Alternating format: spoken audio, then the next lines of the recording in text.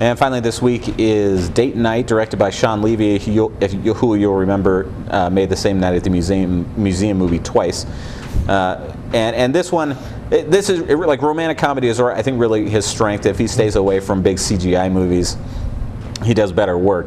And Steve Carell and Tina Fey star as the Fosters. They are, a happily married couple. I think really their biggest problem is that they've sort of fallen into a routine, and there's really no spark or spontaneity in their marriage. And another married couple that's close friends with them have decided to get a divorce for the same reason, which sort of motivates them to kind of get off the beaten path. So they decide to take a trip into New York City to have dinner at a trendy restaurant, and they, of course, don't have a reservation, so they're waiting at the bar, and a woman is going around announcing seating for another couple who don't show up. So they take that reservation. They claim to be the Triple Horns.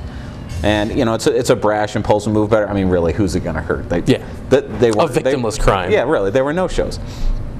Well, it turns out that the Triple Horns are really a couple of two-bit criminals using that name as an alias, and they've been blackmailing someone in a position of power, and his hired goons are trying to get whatever damning evidence they have against their boss back. And of course, the goons don't believe that it's a case of mistaken identity, and they go to execute them. And there's a lot of running around, and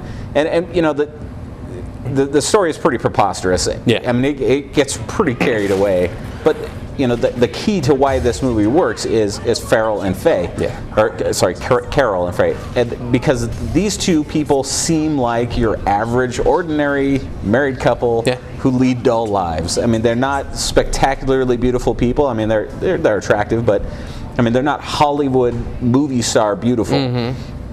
And I think the way that they react to all of these absurd situations is really why it works. Yeah, it's because genuine. Yeah, they react kind of the way we would. Yeah. Even when Tina Fey has to dress up like a prostitute, she's worried about her C-section scar showing. And it's that sort of thing that mitigates how crazy the rest of the plot is. Yeah, and I think it downplays, I think, a lot of the faults that are in the story. I think the story isn't all that good, but it is, the two redeeming factors in it are the stars, and they're not particularly good looking, like Chris said.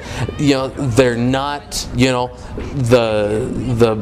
Well, I don't want action anybody heroes thinking like that I think they're ugly or anything. I'm just saying they're not like Tom Cruise and Nicole Kidman. Yeah.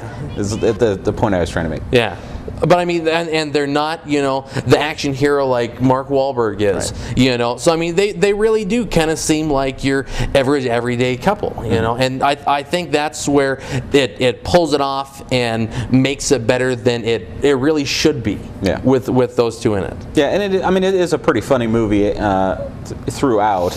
Now Mm-hmm. There's a mob boss and a crooked DA, and there's a rooftop with helicopters and SWAT teams at the end. It's just like it gets a little carried away, but because the movie is anchored by these perfectly reasonable people and is very funny, I think it works. Yeah. Despite all of that.